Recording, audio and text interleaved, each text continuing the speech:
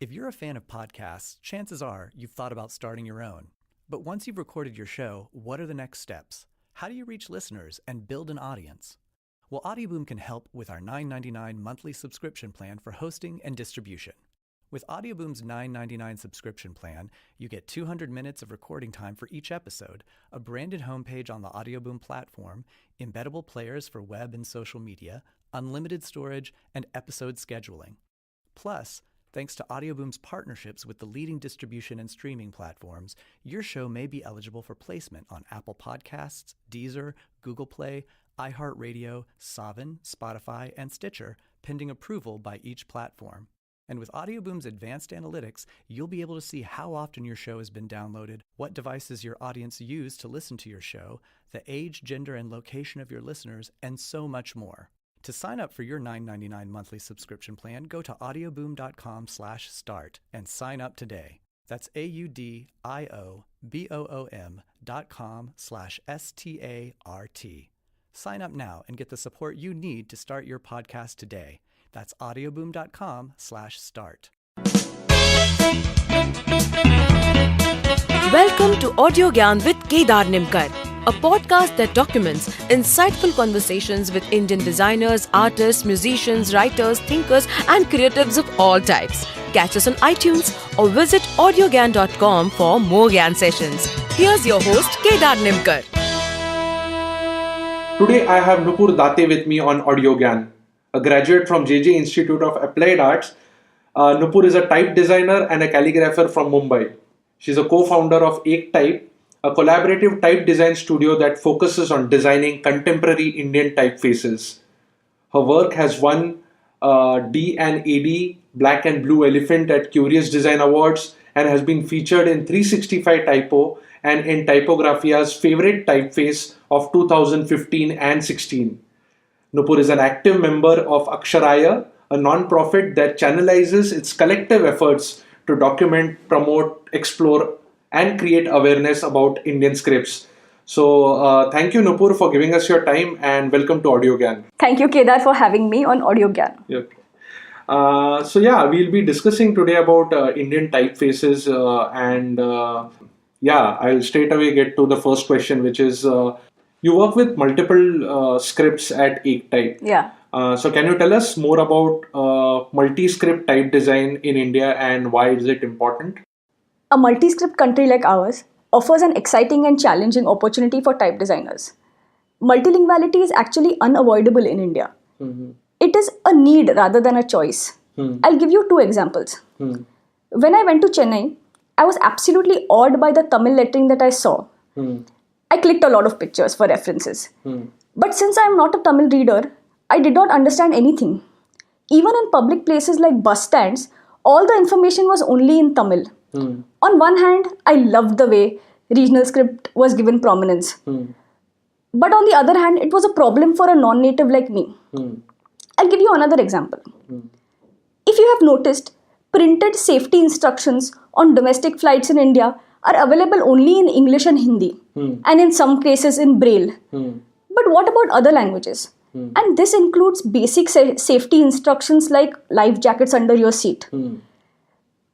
It's not that all the people who travel on flights understand either Hindi or English. Correct. I understand if one has to face this situation in another country. But why should it happen in your own country?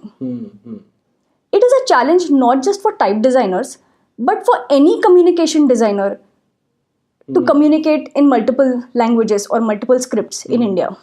See, the sheer variety of scripts that we have, it's a visual treat for type designers. But at the same time, it's a challenge to unite these scripts under a common visual language.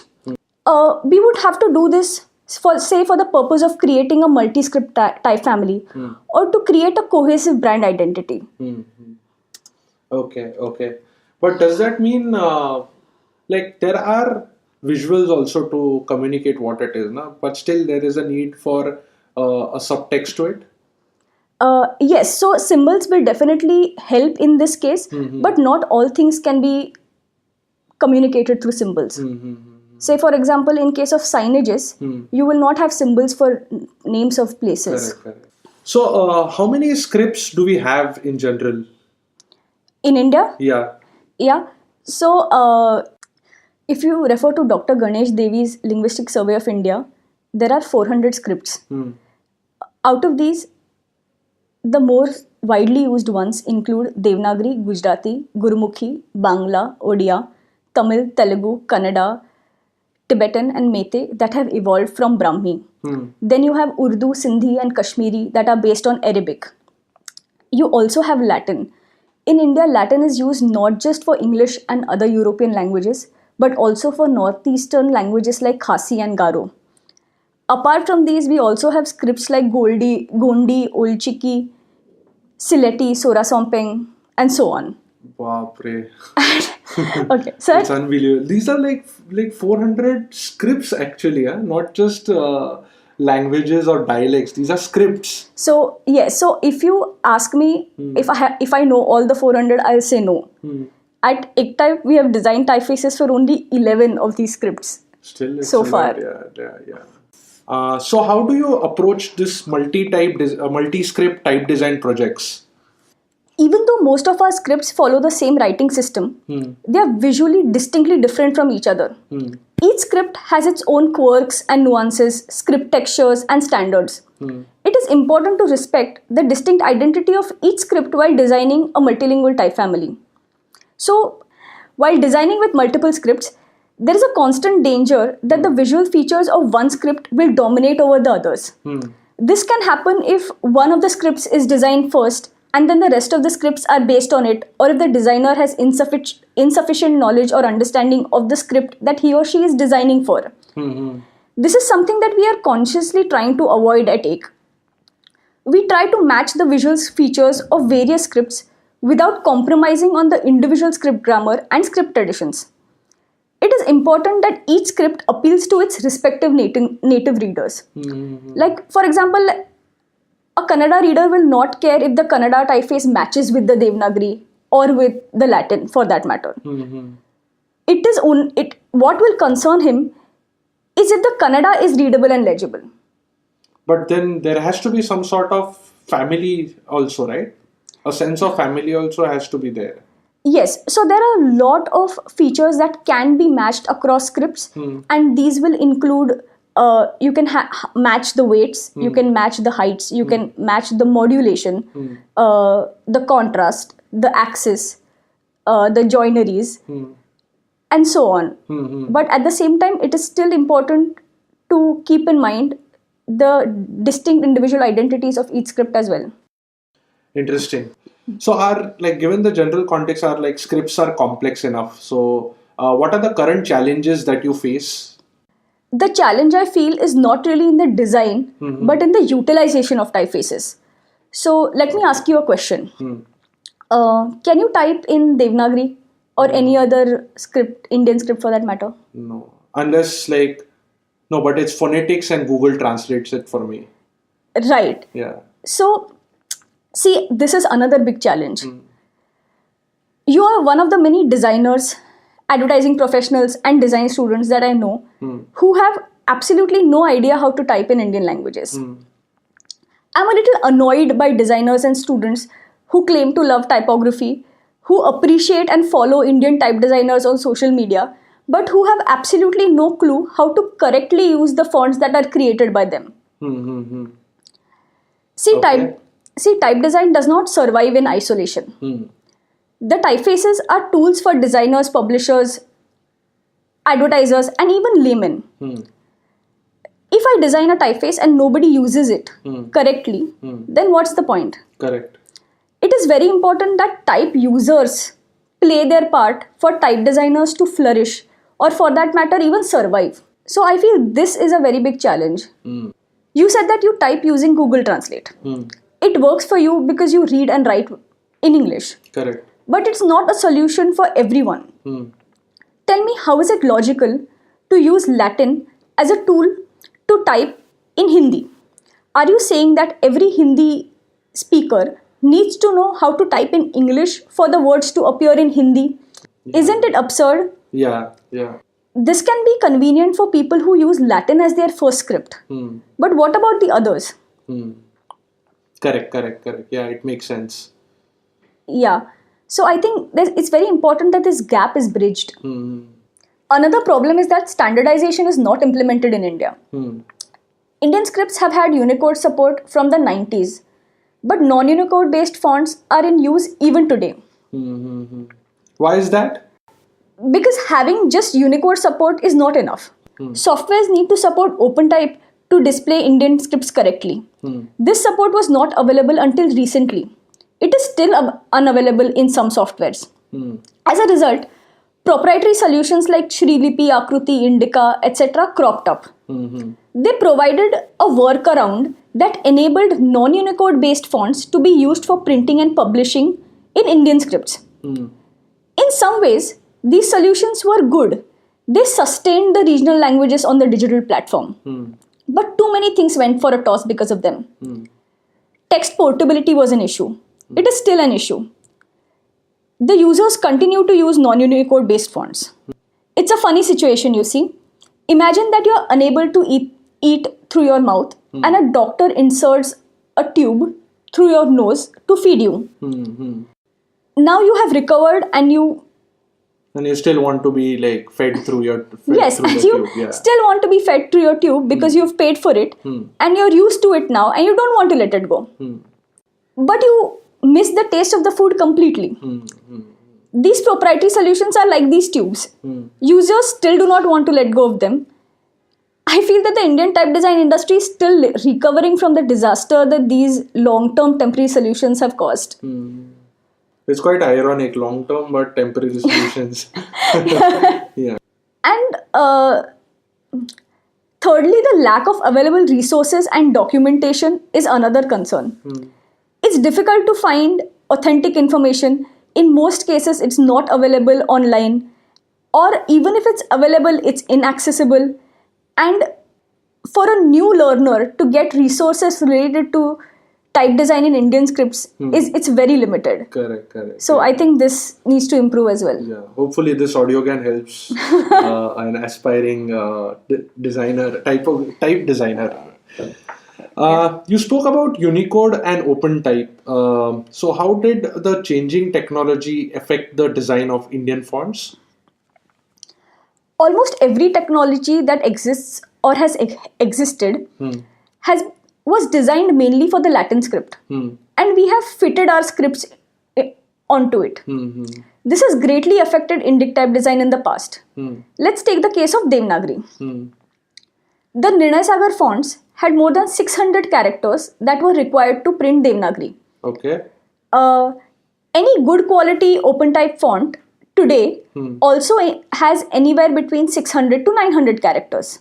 Okay. I mean, this included vowels and consonants, matras. Yes. Yeah. This included vowels, consonants, matras, conjuncts, numerals, and punctuations. In between, the mechanical composing drastically reduced this number to 160 for the linotype machine and to 255 for the monotype machine.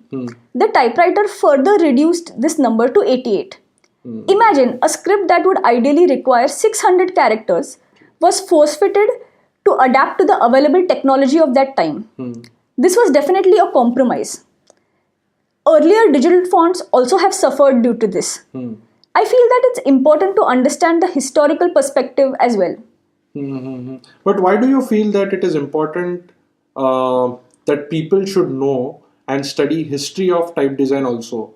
Because I can see a lot of aspiring type designers on Instagram or Facebook trying different options. So do they really need to know the history behind it? Yeah. Many people have this misconception that type design or letterform design in India is a new phenomenon. This is obviously not true. Typefaces have been designed in Indic scripts and in India for almost 400 years now. And we've had a tradition of handwritten manuscripts and stone inscriptions before that. See, our current visual understanding of letterforms is based on our exposure to existing letterforms. It would be foolish to disregard the influence of existing letterforms on lettering, calligraphy, or on upcoming typefaces. You cannot say that current type designers do not borrow or rely on history or are in any way influenced by existing letterforms. I feel it is important to acknowledge these inspirations rather than claiming originality. There are too many unsung, unrecognized heroes in the field of Indic type design. It's quite sad that the original type designers are rarely noted, celebrated, or acknowledged in our country. So I feel that it's very important to study history. That's interesting. Noopur, can you tell us about EType and what do you guys do? Yeah. EType is a collaborative foundry that we started in 2013. We are a bunch of designers that work together on projects related to Indic type design. We have too many scripts, and to do justice to each one of them, it is important that multiple designers work together on projects. The projects that we have worked on so far include the Mukta multi-script family, the Balu family, Modak, Jaini, and Gotu, amongst others. And just for curiosity, what made you name these the way they are? Like Balu or Modak, which is like a Indian delicacy. So what were the just like quick thoughts? Font naming is actually the hardest part of type design for us. Especially in case of a multi-script project where multiple designers are involved, we just cannot arrive on one name that everybody agrees on. The Mukta family was earlier called Ek Mukta. It was the first typeface that we open sourced. Hence Mukta meaning free or liberated. So nice. This was comparatively the easier one. Balu is a fat, fun display typeface that we could not name for the longest time. Luckily, Jungle Book came along. Jungle Book, the movie. Yes. Okay. Jaini is a revival based on the calligraphy style found in Jain manuscripts. Hence the name. And as for Modak, the typeface has a certain softness and sweetness like the actual Modak. And can you tell us about Letterbox? What it is? What are you guys doing around that brand, that project? Letterbox is actually a quick tea time activity that we do at EType. We draw or sketch letters based on impromptu themes and put them in a letterbox. We actually have a physical one. See, type design projects take long to complete. In contrast to that, Letterbox is a fun way to try new ideas and explore the various letter structures in the different scripts that we have. So basically, it's just a fun activity that we have. We occasionally post things on Instagram as well. Oh, nice. I've been following it. Yeah, okay. So Noopur, I would like to conclude with one last question, which is which I spoke about in your introduction, Aksharaya. Can you tell us what it is and what is the project about? Aksharaya is a non-profit organization. As you know, that there's a lack of awareness about calligraphy, lettering, and typography in Indian scripts. Resources and educational material is not easily available. Through Aksharaya, we organize workshops, residential camps, and speaker sessions called Akshar Samvad. We create installations and support conferences like Typography Day. We publish manuals and create tools for calligraphy in different Indian scripts. Okay. Basically, Aksharaya is trying to bridge the gap by creating awareness about Indian scripts. Nice. And how has been the response overall for this workshops and typography days and stuff? The response has been very good. There are many organizations in India that focus on languages, but there isn't an organization that focuses on scripts, and I feel that Aksharaya is one such organization. One such, or maybe I think the only one. I may not make that claim, but yeah. Anyways. All right, I think this is a good note to end this. Obviously, there are a lot of things to be spoken about, and lot of things need to be documented overall in the typography space. But I guess the GAN which you shared needs to be first digested by me to come up with counter questions or know in depth about it. But if people have to generally go through your fonts, which is free, open source, and available on Google also, and just to know what kind of fonts you have designed, people can go to EType.in. Right? That's right, yeah. Yeah. All right. Yes, do visit EType.in. Thank you, Noopur, once again for giving us your time, and it was a pleasure talking to you. Thank you so much. Okay, that's it. Thank you. And that's it from today's Gyan session. Catch us on iTunes, Saavn, Stitcher or any podcasting app you use. Do rate us on iTunes and follow us on Twitter, Facebook and Instagram. Stay tuned for more Gyan on Audiogyan.com. Till then, bye. I admit it, TV's kind of my thing. I'll pretty much watch any crime show with an acronym in the title. I live for quirky 90s sitcoms, crazy nature documentaries, and even the occasional indie dramedy. All I need is my comfy pants, a classic movie, an all-new medical drama, or perhaps a little Tuesday night tearjerker. So give me a tense courtroom drama, mafia masterpiece, or even a quirky lead detective mismatched with a totally by-the-books partner, and I am in. And because I have wireless from AT&T, I get my favorite 60 channels of live TV for a year on them. So saying bye-bye, cable bill, is kind of my thing, too. Get more from your wireless plan. Buy AT&T Wireless and get live TV on us. AT&T. More for your thing. That's our thing. Limited time New York Metro offer. Requires a new line on an eligible plan which starts at $75 per month and DirecTV Now $35 package. After 1 year, DirecTV Now renews at full price unless canceled. Eligibility and restrictions apply. See att.com/live TV on us for details.